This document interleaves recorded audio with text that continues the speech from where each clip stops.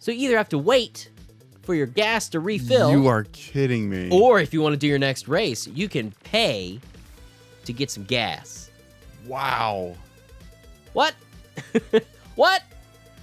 No limits, though. No limits. This is Need for Speed. No limits on this speed, but you are out of gas, sir. So you're a little limited right now.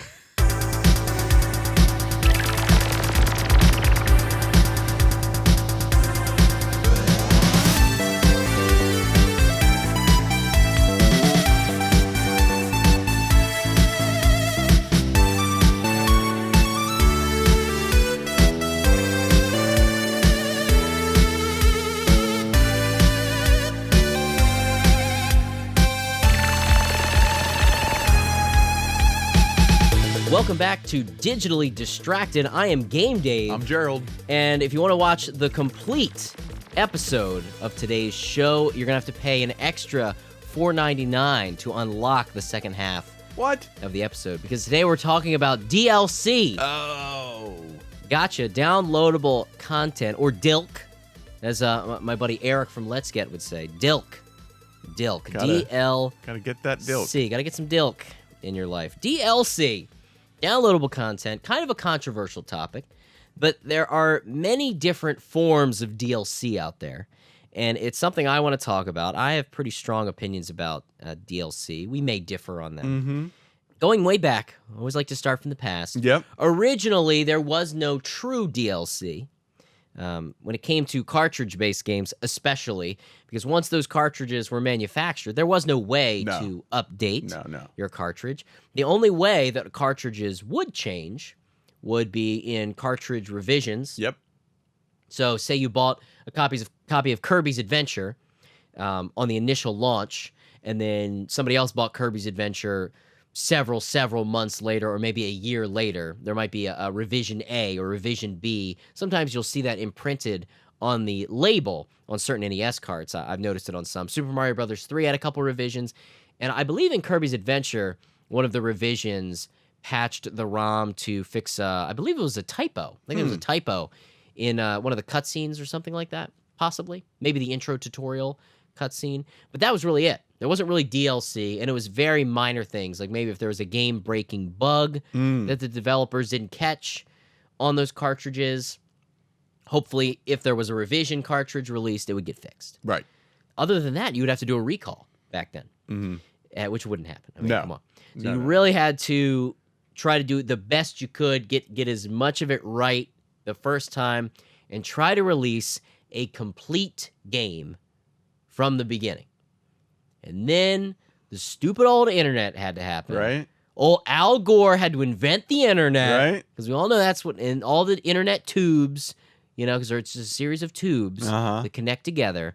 And now it's like, can developers be lazy because they can just use DLC to not get the game right the first time? I mean, we've seen that a lot with a game like No Man's Sky. There's a lot of controversy with No Man's Sky. I stayed away from No Man's Sky because it seemed like a game I would have really liked, because I like the idea of space exploration and this open world, like infinite worlds that you can explore, and maybe you'd run into somebody who had, modified one of those planets. Like, oh, somebody's been here before. I can see where they see these different creatures, and then it wasn't what they kind of promised. And as far as I know, now the game is more what it was intended to be, and is sort of delivered on those promises. But is it that thing of, is it too late? Right. And a lot of that was through free DLC, which if I'm going to be a proponent of DLC, it's going to be free DLC for sure. And there's been a lot of great games with free DLC, and we'll talk about that. But let's get into it. Does DLC make the developers of games lazy? I think it doesn't so much make them lazy, but it makes them a little overambitious.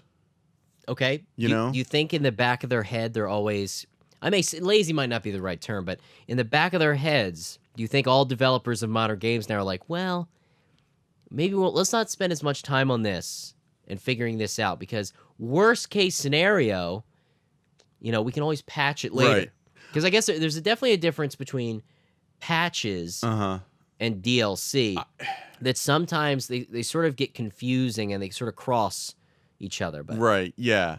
So I think games are potentially rushed to release before they're ready, thinking, we can either patch it or, this part can be DLC.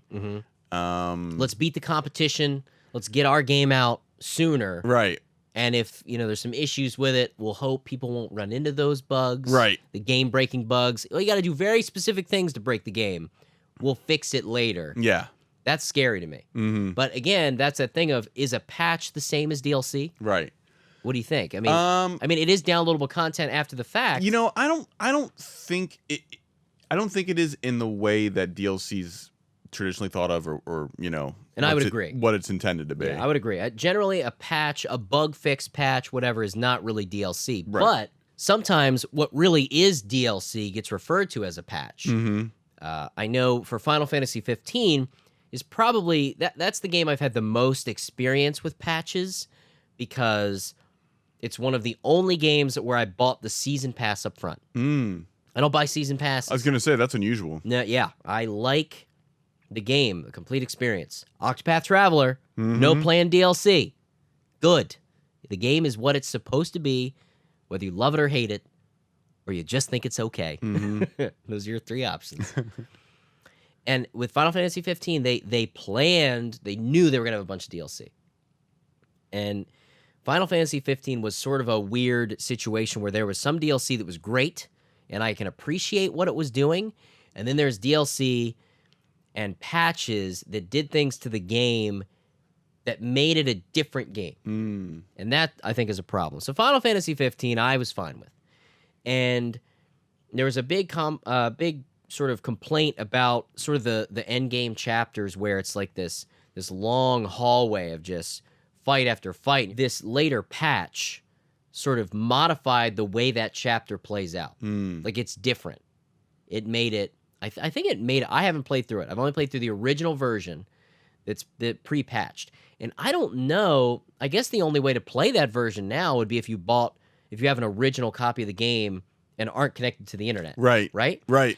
So in a way, that isn't preserved. So it kind of comes back to video game preservation and preserving what the original intent was of the game. Yeah. Because that chapter is completely different. I mean, it's not completely, but it's heavily modified and plays different than in the original playthrough of what the game would have been.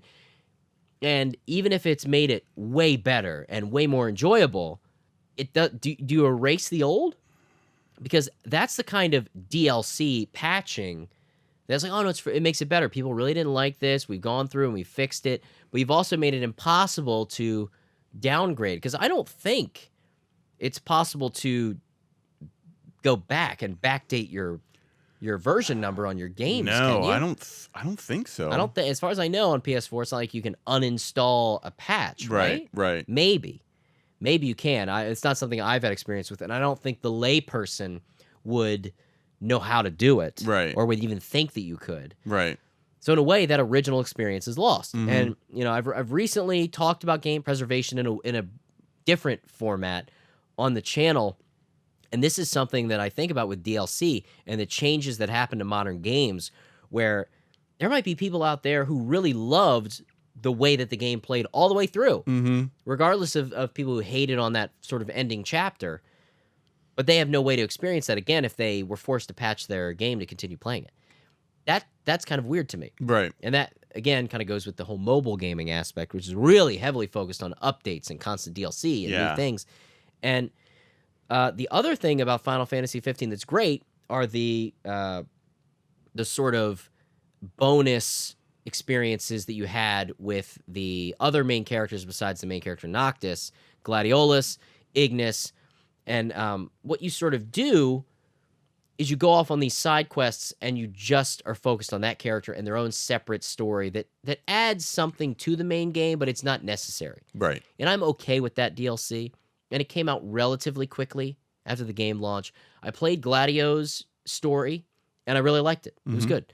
I have not played Ignis's. I have not played the other ones. And it's just a matter of time, I think. And we talked about this briefly on another episode where if it was all there at the beginning, I would have absolutely paid for it all up front and experienced it all in one package. But I feel like I have to go back and relearn the game and reinvest in the story to appreciate all the DLC. They added a multiplayer thing called Comrades where you can go online and do these other thing, I think, as Kingsglaive members. You make a character and you can do these side missions. And they've added a lot of patches that also change the way the game plays, because I believe that change to that chapter happened as a patch. But to me, that's DLC because it heavily modified the content via this download. It wasn't, hey, we fixed this thing where if you use this particular weapon when you're fighting this boss, the game crashes. That, to me, is not DLC. It's just a modification to make the game work. It's a revision, like on the old NES cartridges, but you can do it on the internet. So is there a spot for, I mean, let's just say it here. Overall, if I had to be black or white about it, though it don't matter if you're black or white, according to Michael Jackson, my man. But, hold on. I just let that sink in. I apologize. If I had to pick, though, DLC or wipe it and just, what the game that comes out is the game you get, and that's the way it stays. I would say, no, I don't want DLC because you can bastardize it, you can pervert it, and you can use it for unnecessary financial gain just to nickel and dime people.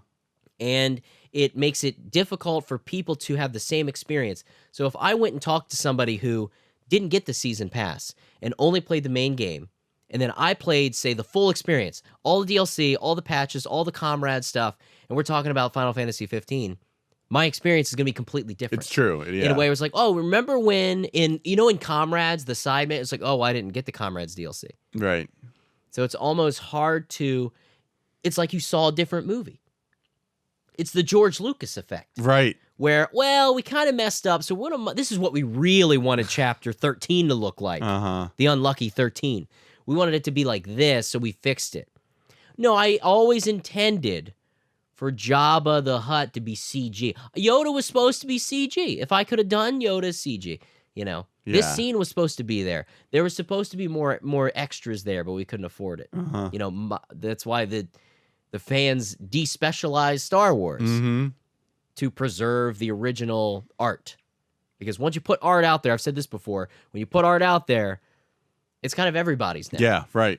It's not like I can take an episode of Digitally Distracted. All right, I'm gonna load this back up into Premiere because I want to modify the way we talked about this. This is what I meant to say. No, you said it. People have heard it, and now they're gonna have a conversation about it. Deal with it. Okay? You referenced Michael Jackson's Black and White song. Can't cut it out. Sorry. This is what you talked about. Right. Great song, by the way. So if you had to pick, are you on the side of DLC? Are you a DLC supporter? Are you a supporter of the Dilk? I am, in so much as I like delaying gratification and I like stretching out an experience. Like to delay it, satisfy it, stretch it. Yep. Stretch it, satisfy it, delay it. Right. Okay? So you want to get as much out of it as you can over the longest period of time. Right. Whereas I'm sort of the opposite. I like to get it all up front, experience it as a complete tale. So my most recent experience with DLC, I reference it frequently, Witcher 3. The only game Gerald plays. I just love it so much.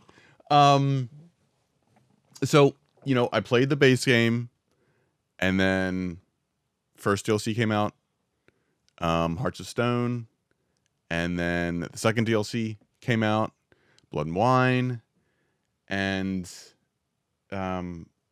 just waiting for the DLC to drop was sort of like Christmas was coming. So you know what I mean? So you were like day one when that DLC came out, you played it the day it came out. Yeah.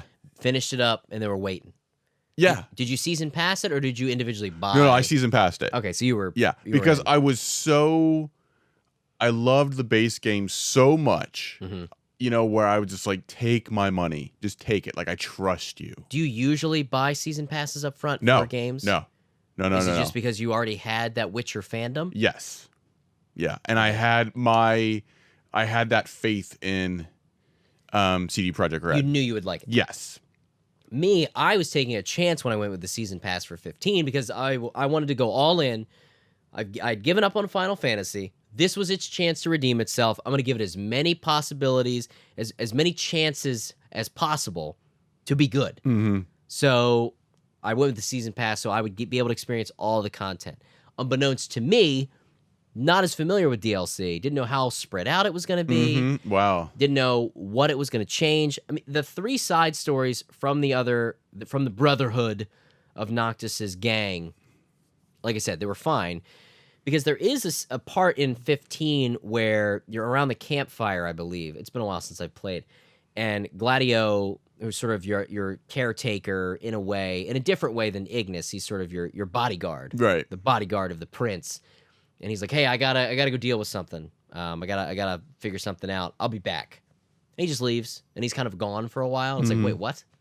In the game, it seems very out of place. Mm-hmm. And it's because they planned for this DLC from the beginning. Mm. They knew they were going to do these 3 side episodes for each of Noctis's crew. Mm-hmm. And I wish it felt more congruent. Mm-hmm. Like it flowed better with the game, where it was like I didn't really care because they gave me such little information about what Gladio was doing. Mm-hmm. And I was like, all right, whatever. They just want me to not have him for a while. Right. Maybe it'll right. get explained when he comes back. No, he just shows up. He's like, hey, guys, I'm back.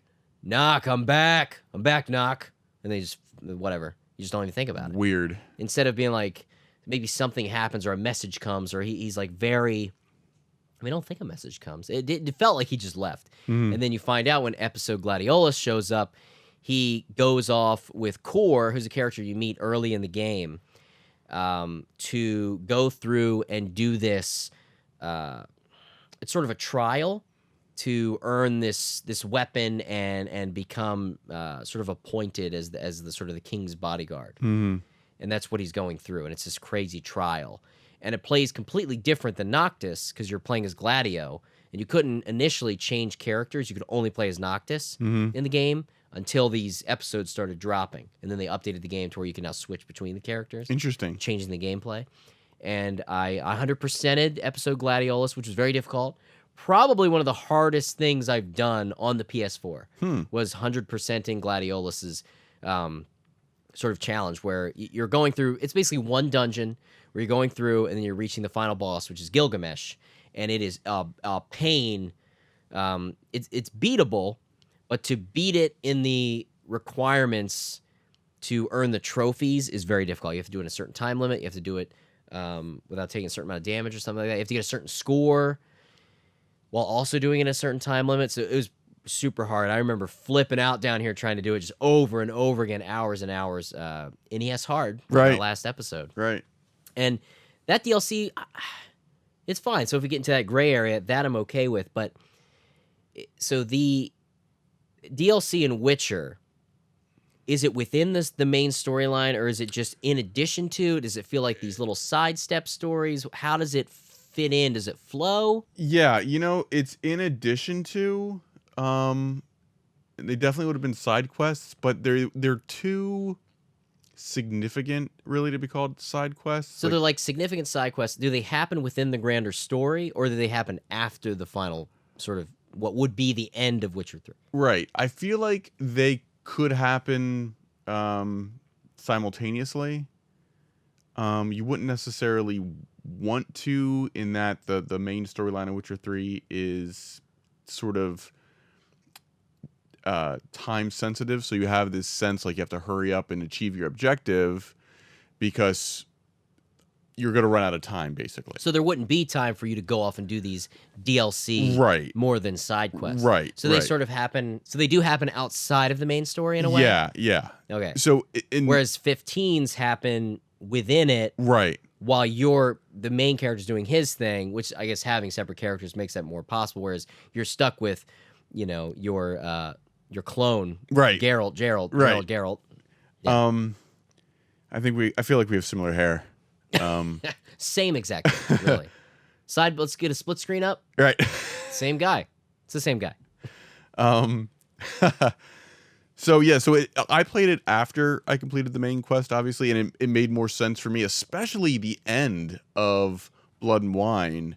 It really feels like it wraps up the character, really. So it makes the game feel more complete. Yes. You think? Yes. Hands down, yes. So Witcher 3 highly benefits from the story editions of the DLC. Yes. Okay. Yes. All right. So you would say you're a proponent of DLC. Yeah. You're all in for DLC. Now, yes. Having said that, I feel like the DLC was done properly in this instance. It's not always done properly. Okay. You know? Well, let's talk about that, shall we? Yeah. I mean, I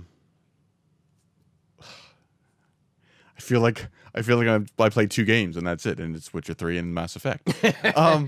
But it happened with Mass Effect, you know, where the 3rd one came out and People loved it.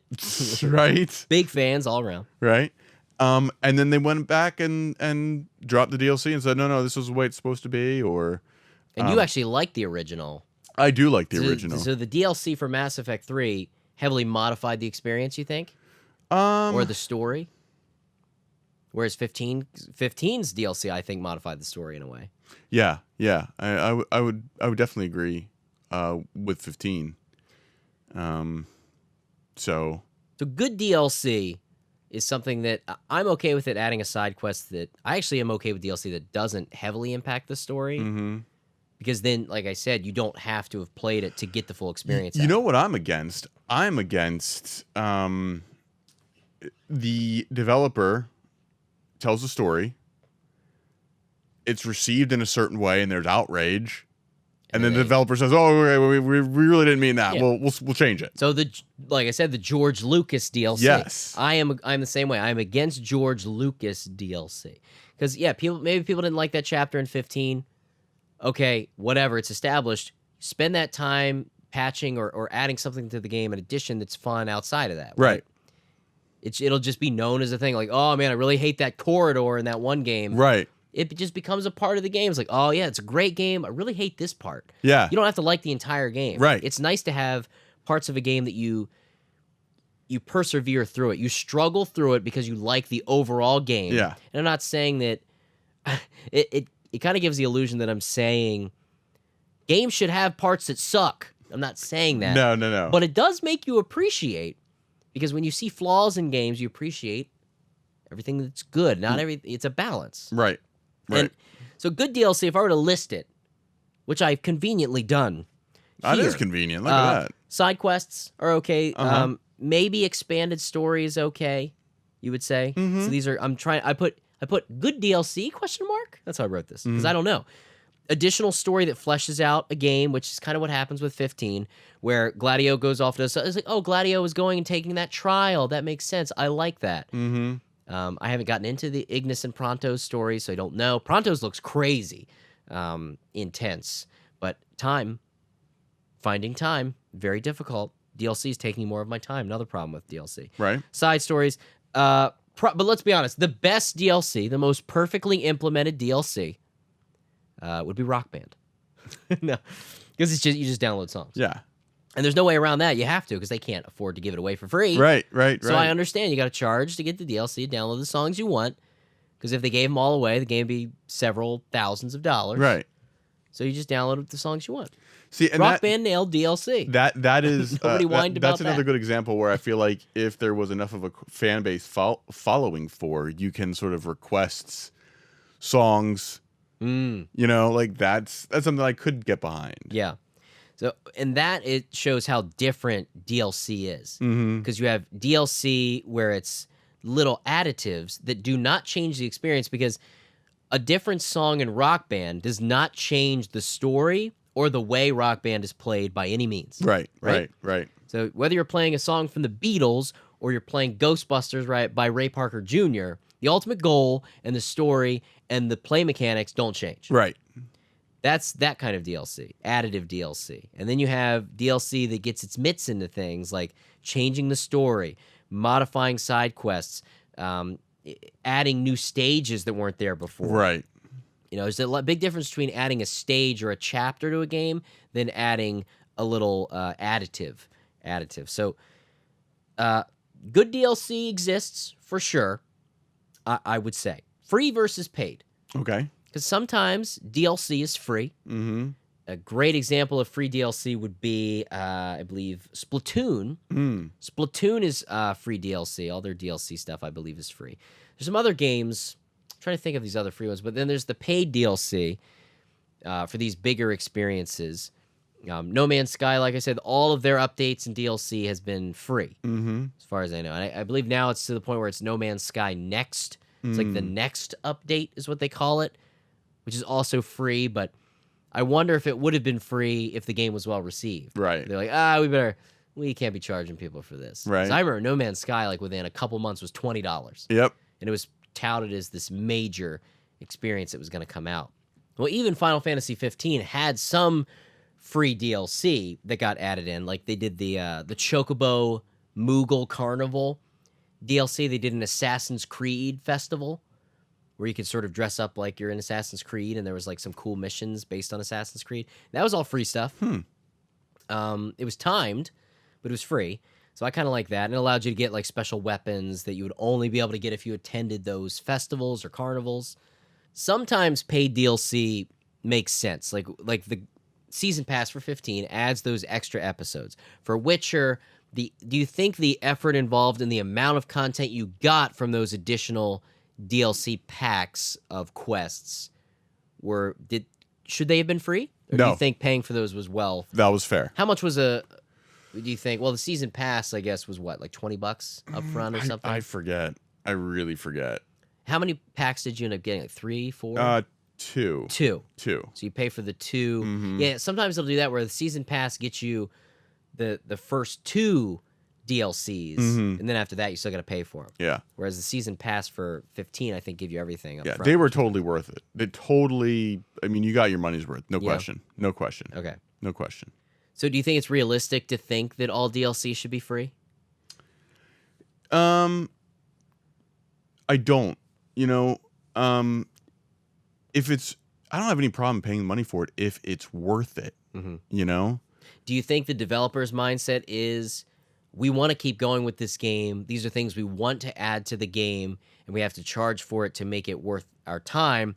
Or do you think it's the other mindset where they think, okay, we got this game out, let's sell some DLC. What could we add to the game? Which do you think they start thinking, let's this would be really cool to add to the game? Or do you think they start the other mindset of, what could we add to the game to charge people for? No, It could depend on the developer too. Yeah, that's true. I think it could go both ways. Yeah. Honestly, hopefully you're doing it the former.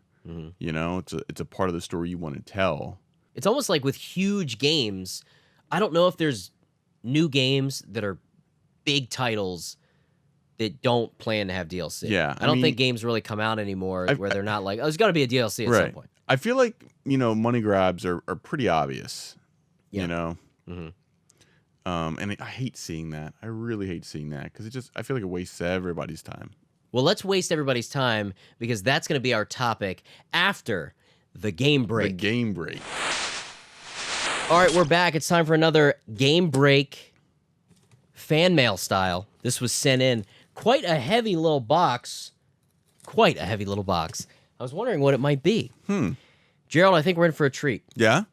So I did preemptively open this because I wanted to make sure what it was. It was so heavy Oh, wow. and sounded glassy. A little glassy. So this is direct from Amazon. Drop shipment. A gift for you. Hey, Game Dave. Cheers. From David Ulioff, who was a huge supporter of the show. I had the pleasure of meeting David Ulioff at Too Many Games this year. Huh. Very nice fella, and he treated me to quite a treat. Which is usually what happens when you get treated. It's a treat. Yeah. And as soon as I opened this up and I saw the little gift thing, I was like, oh, I wonder what it is. And then I realized, as soon as I saw his name, what it could be. While we were at Too Many Games, after I met David, he came by with a Japanese soda. He was like, hey, I grabbed a Japanese soda for you. And I've never actually had one. Huh. The ones with the little marble. You ever seen those? No. Well, you're about to. He was very nice to give me one, and I told him, I was like, you know what? I'm going to save this. I'm going to drink it on stream. And on a live stream, when I saw him show up in the chat, showed it. And I still have it over there. Oh, yeah, I've seen that before. And he was nice enough to send over... Get out of here, David. Ooh. He sent us a 6-pack Wow. of Ramune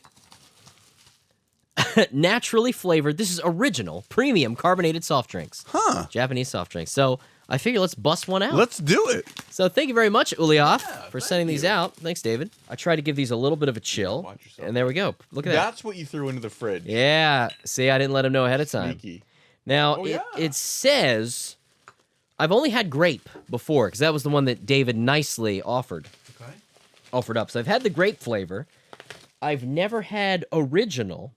Original would be. I wonder what original is, yeah. Well, it does say sangria. So it clearly would taste like sangria. No, I don't think that's what that means. Naturally flavored. So have you never dealt with this before? No. Well, don't make a mess, because here we go on this game break. So it's kind of a game. Number 1, serve, drink, chilled. Mission accomplished. Number 2, remove plastic film.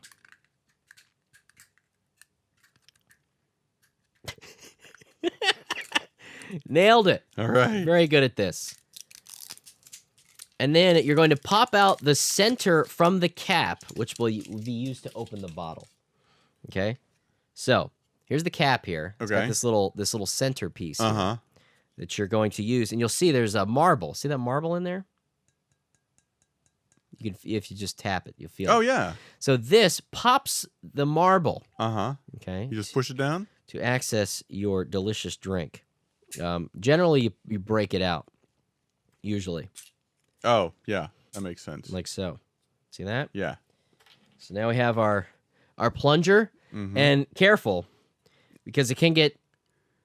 I like to do it. Normally what people will do is they'll take it, and I've seen this before, and Gerald and I don't like messes. No. We're not fans of messes. No. But they'll take it and they'll just slam it, and it will just whoosh. You don't want that. No. So I'm usually a thumb boy. So ready? Shall we? Uh-huh. Nice and easy. Oh! We did it! Look at that. We are pros. And now, ooh, describe it. Describe the smell. What notes do you detect? Original. I definitely detect a hint of original. Mm-hmm. Strong. Mhm. Cheers. Cheers. Thanks, Ulyav. Thank you, David.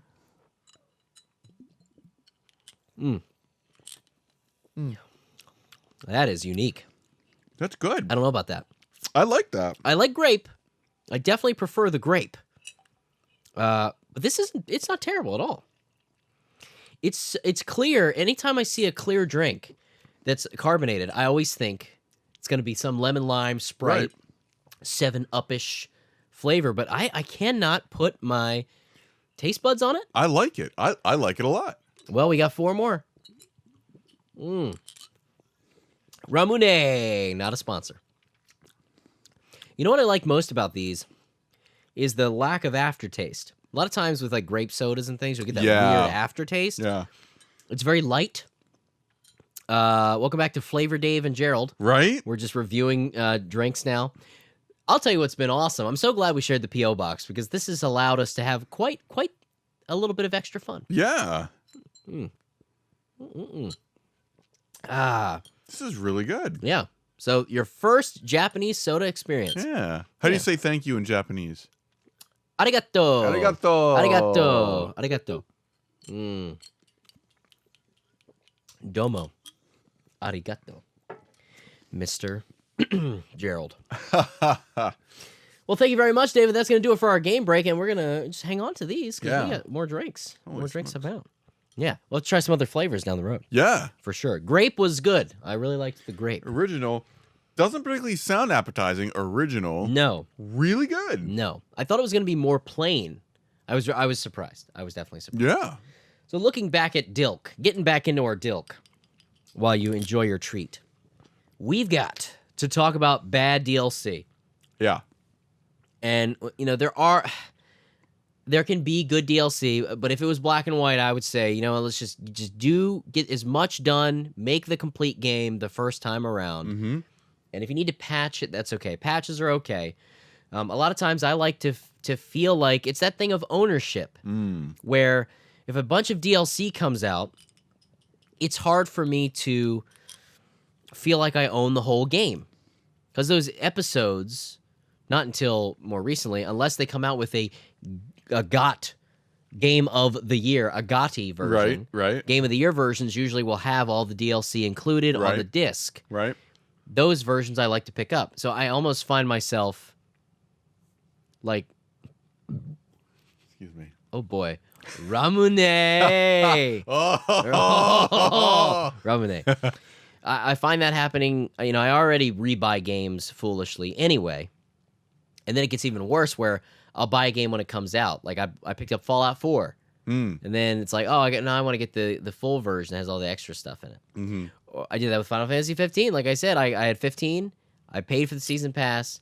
But then when the Royal Edition came out, I picked it up. Picked up the Royal Edition, so the DLC was on the disc. I'm assuming was I here when that came? You were here when we had the same conversation when the Sonic Mania game came. Because it was gold. That's right. But yeah, the Royal Edition, I hope the DLC's on the disc. Otherwise, I really wasted my time.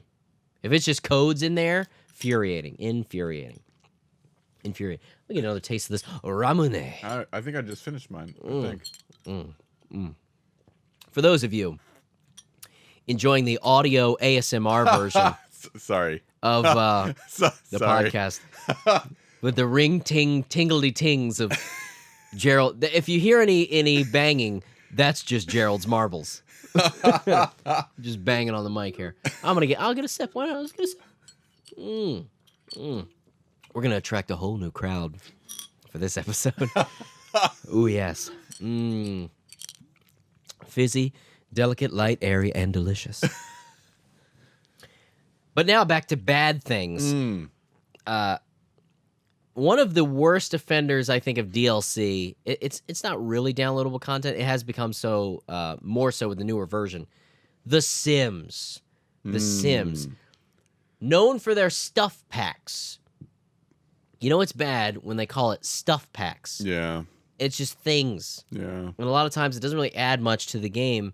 And you'll spend sometimes $20. Clint from Lazy Game Reviews does a lot of reviews of these Sims games and Sims add-on packs. Friend of the show, Clint, Lazy Game Reviews, great guy.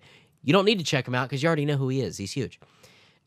He really gets frustrated where he'll review like a $20 Sims 4 add-on pack, and it's like, wow, 2 benches, and it added a couple lamps that I can buy to put in my house. Right. It's disappointing. There was like a Katy Perry Sims DLC. Add-on pack.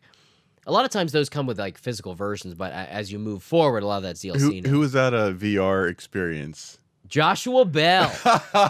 The Joshua Bell virtual reality experience. Right.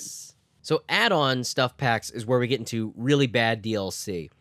Fighting games, notorious for having bad DLC. Paying to add characters. That's huge. Even Smash Brothers, my beloved Smash Brothers, once it made it to the Wii U, they're like, you know what, we're going to add DLC. And I was like, why? Why? Cloud. I had to buy Cloud. Right. Cloud in a Nintendo fighting game.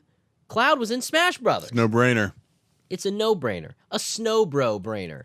So I definitely picked up Cloud. I picked up all the DLC for Smash Brothers because I'm a big fan of Smash. Yeah. I'm not as good as I once was in my old age. I was going to say, it's the arthritis kicking in. I can't. My wrist. Speaking of, we got to talk about wrist pain because my wrist's been hurting. Really? Yeah, I'm scared. Injuries abound. All right. But so I picked up all the DLC for Smash. I'm super excited for Smash Ultimate, which has been announced. Everybody's included. Every character that's ever been in Smash Brothers is going to be in Smash Ultimate on Switch. Wow. Isn't that amazing? Holy smokes. They're bringing back Simon Belmont from Castlevania. Get out of here. He's going to be in it. Man, amazing. I have a soft spot for Castlevania. So when I pick it up, I've already pre-ordered it. I have to come over after that. Yeah. Smash. We're going to smash. Well, maybe we'll live stream it.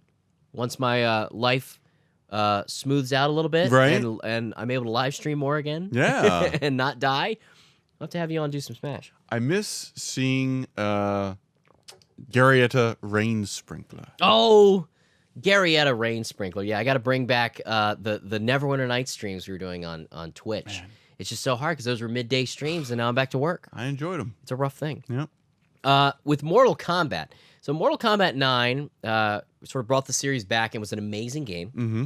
And I picked it up on release day. And at first, great.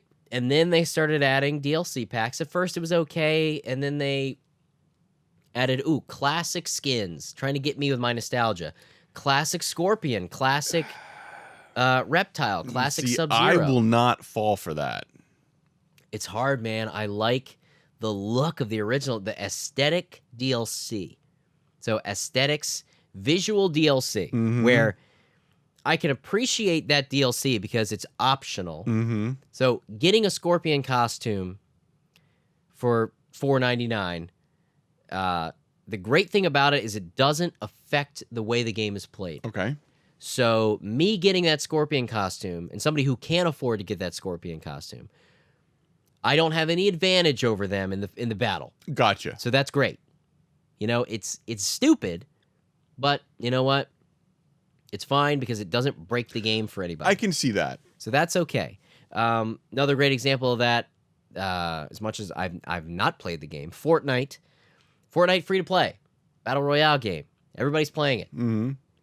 Everybody but us is playing Fortnite, Gerald. Yeah. We're the only two men not playing Fortnite. Yep. And with Fortnite, it's free to play. Where do they make their money?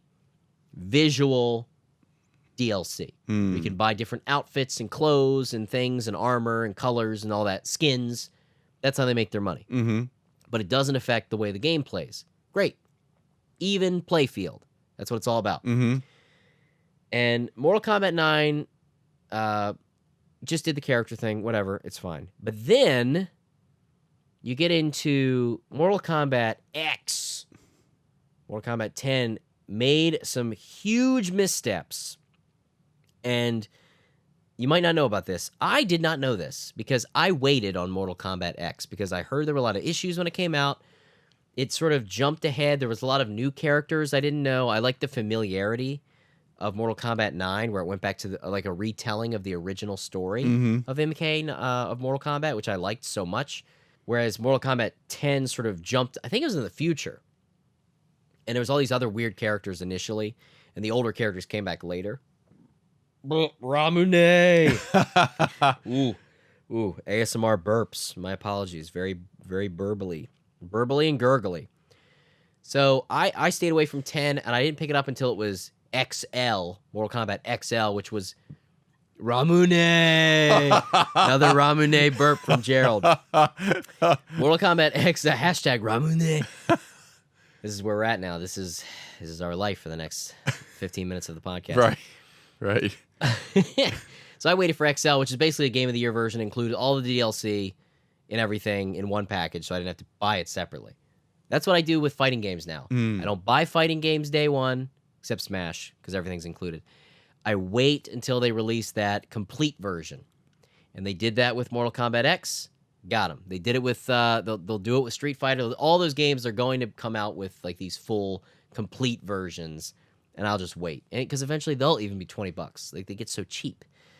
But one of the biggest faux pas of Mortal Kombat X, you could pay to unlock easy fatalities. That's wrong. Yeah, it's wrong. I mean, it doesn't change the actual fight, but the idea is you would pay like $4.99 or something, and you would get 5 fatalities made easier to input. So the whole idea is to pull off a gory fatality, you have to be able to put in the tricky, complicated moveset Right. at the end when the finish him pops up on screen. So this allowed you to do like a quick like 4-button like X circle, circle, triangle, and you would pull it off. Right. So you are paying for the ability to easily pull off a fatality? Yeah. That's the lamest money grab I think I've ever seen. Right. Until. Oh, no. Ready for this one? This is horrible. Need for Speed, Mm-hmm. No Limits. Need for Speed, No Limits. Not, getting older, but it was in the news. Need for Speed Limits, No Limits. Excuse me. For a game called No Limits. Surprisingly limiting. So wait for it. You ready for this? I'm ready. So you get through some races. And you know what cars need? They need gas, Gerald. Do you know that? Do you know cars use gas? No, you were kidding. So you do some races. You gotta get some gas, right? You gotta get some gas. Need for Speed, right? Gotta get some gas. No limits. So you either have to wait for your gas to refill. You are kidding me. Or if you want to do your next race, you can pay to get some gas. Wow. What? What? No limits, though. No limits. This is Need for Speed. No limits on this speed, but you are out of gas, sir. So you're a little limited right now. Might be the worst offender of all time. Wow. Yeah. Wow. Yeah. Mobile games, I think, are the worst offenders, though. Even more so than Need for Speed. No limits involved, but limits. I don't know. I feel like that's pretty bad. That is bad. That is bad because it keeps you from being able to play.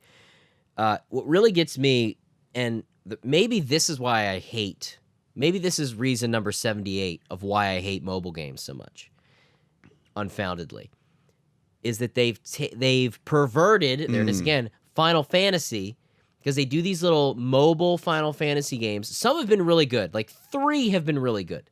3 games out of the 30 that Square Enix have pooped out on your cell phone. Right. And there's one called, what is it called? I don't know because I didn't buy it or download it.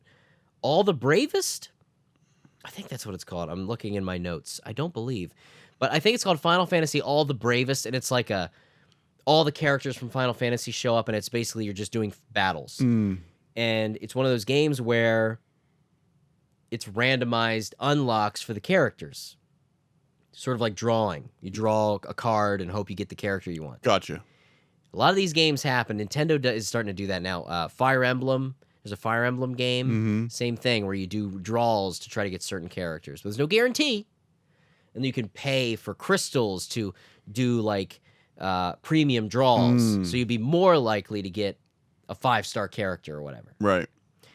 So in this game, you do your random draws, or in All the Bravest, I think it's All the Bravest, you can go to the premium character shop and get those premium characters that everybody wants. You know, the ones that Clouds and, the popular characters that people would want. Right. But you got to pay for them. And they make the game, I would imagine, easier. I haven't played it, so I'm not going to pay for premium characters. Right. I'm not going to pay $5 to get a particular sprite, because it's 2D. It's just 2D sprite-based battle game. Right.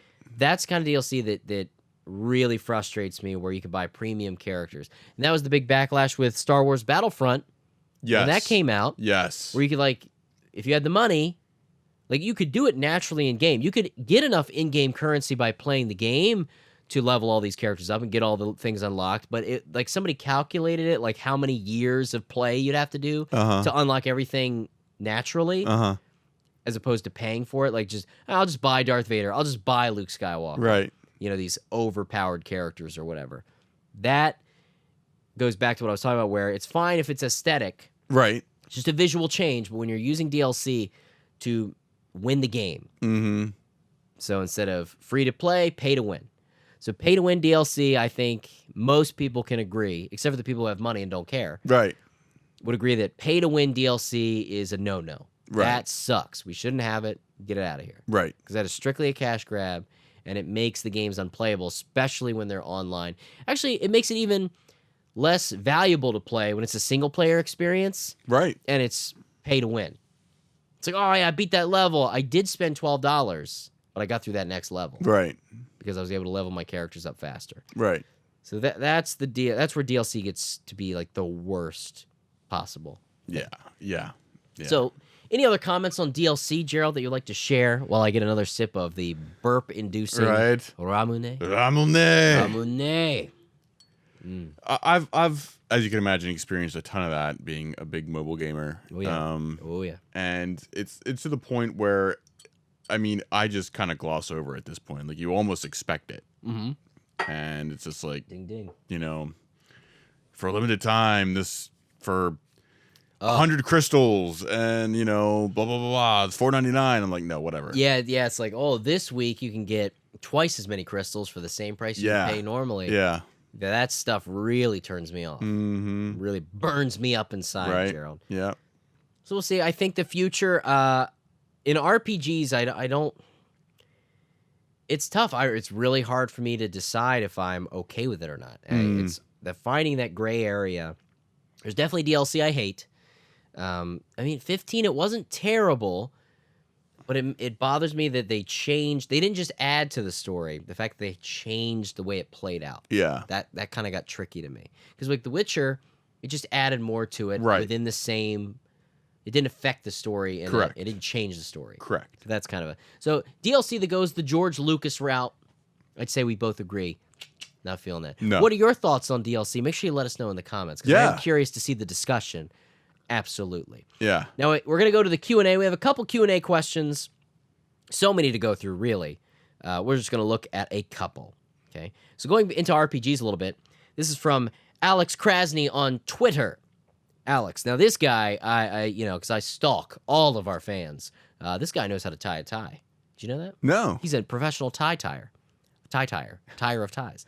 He should help me with my tie, get a nice Windsor knot. But he said, I was thinking about RPGs and what actually makes Final Fantasy VI or Final Fantasy VII an RPG, because we talked about genres. Mm-hmm. Is it just turn-based combat? Because you don't make any story choices. You don't even build your character in those games. You choose items, but you do that in a ton of games. Is it having a party? So he's just sort of putting out that question of, what is it that actually makes 6 and 7 an RPG? And it's that tricky thing of you could easily say, oh, well, it's because you're put into the role of the character. Mm-hmm. I think the traditional sense of a JRPG does make me think turn-based combat. I think that fantasy or high fantasy setting helps. I know 7 is more of a modern take, but he's running around with a giant sword. Yeah. So let's be honest, it's not as modern as you might think. Yeah, there are soldiers with machine guns and armies, and there's technology, but it's not. That's where I would say it's more steampunky, Yeah. a little high fantasy style. That genre alone can be complicated. There's another comment. I wish I had it, but there's this great comment. If it's you, leave the comment again on this video.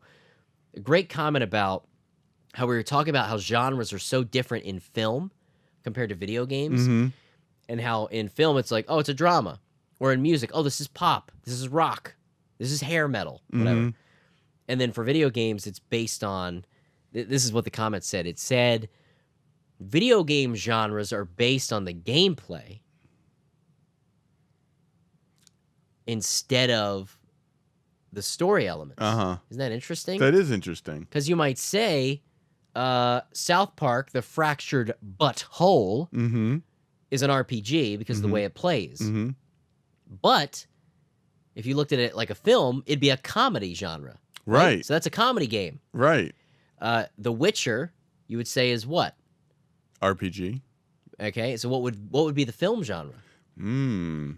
Fantasy drama? Yeah, action the film? action, yeah. Action film. Isn't that interesting? Yeah. I really like that comment. So please comment again. Because I was trying to rifle through them and I missed that one. But I remember it stuck out in my head. I was like, that is so cool to think. Yeah, why don't we also give it sort of that genre? Like, this is a drama. This game is a drama for sure. Or this game is an action game. It's all about the action intensity. Yeah. Yeah, because action can mean a lot of things, not just the way it plays. Right. Pretty cool. But it's tough. It really is tough to define based on just the gameplay. But for me in RPG, I think things like leveling, experience points, character growth, skill trees sometimes. When you get into action, open world RPGs. For me in RPG, when I see turn-based combat, I think RPG.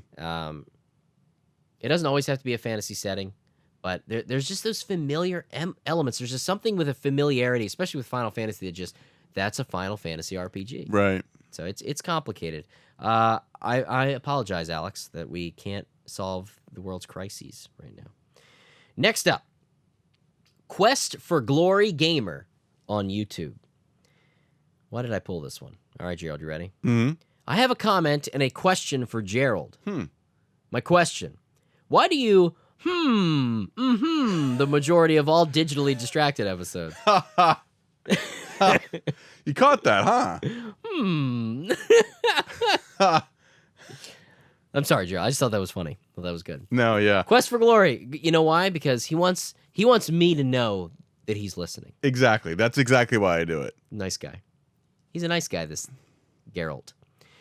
Charles Stewart from YouTube in the comments said, just wanted to say, thanks to both of you for all the digitally distracted playlists. Really helped me through my platinum playthrough of Ni no Kuni, which took 130 hours. Wow. Oh, yes, that's a big game. I assume you mean Ni no Kuni 2, but maybe he's going through Ni no Kuni 1. I don't know. Quick question. Do you have any old CRT television setups for your old games?